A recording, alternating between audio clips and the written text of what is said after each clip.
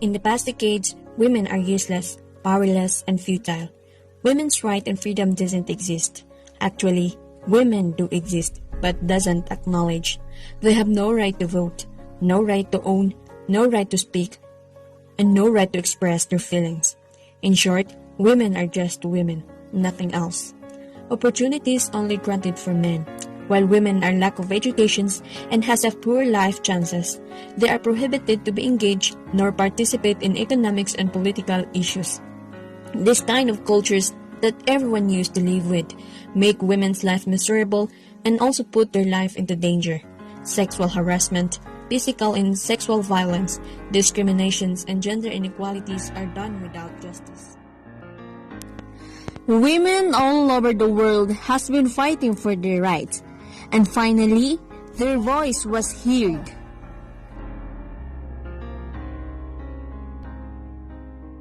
Women's rights are human rights. We are all entitled of human rights. These include the right to live free from violence and discrimination, to enjoy the highest attainable standard of physical and mental health, to be educated, to own properly, to vote, and to earn an equal wage. In light of the National Women's Month celebration, here is a list of laws covering Filipino women's rights in the Philippines.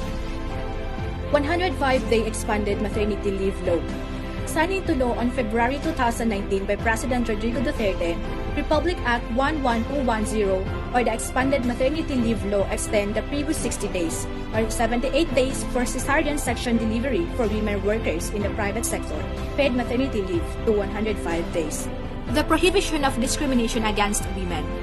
Republic Act 6725 prohibits discrimination with respect to terms condition of employment solely on the basis of sex. Under this law, any employer favoring a male employee over a female in terms of promotion, training opportunities, and other benefits solely on account of sex is considered discrimination. Anti-Violence Against Women and Their Children Act of 2004, Republic Act 9267, or an act defining violence against women and their children, providing protection measures for victims, prescribing penalties, and for other purposes, recognizes the need to protect the family and its members, particularly women and children, from violence and threats to their personal safety and security. Assistance for small-scale women entrepreneurs. This law seeks to provide all possible assistance of Filipino women in their pursuit of owning, operating, and managing small business enterprises. Republic Act 7882, or the act that states the provision of assistance to women engaging in micro and cottage business enterprises and for other purposes, was approved in February 1995. The Anti-Sexual Harassment Act of 1995.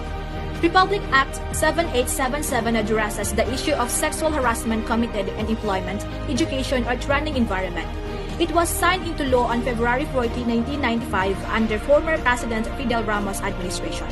Sexual favors made as a condition in the employment or granting promotion are privileges, or the refusal to grant the sexual favor result in limiting, segregation, or classifying the employee which in any way would discriminate, deprive, or diminish employment opportunities or otherwise adversely affect is punishable by law.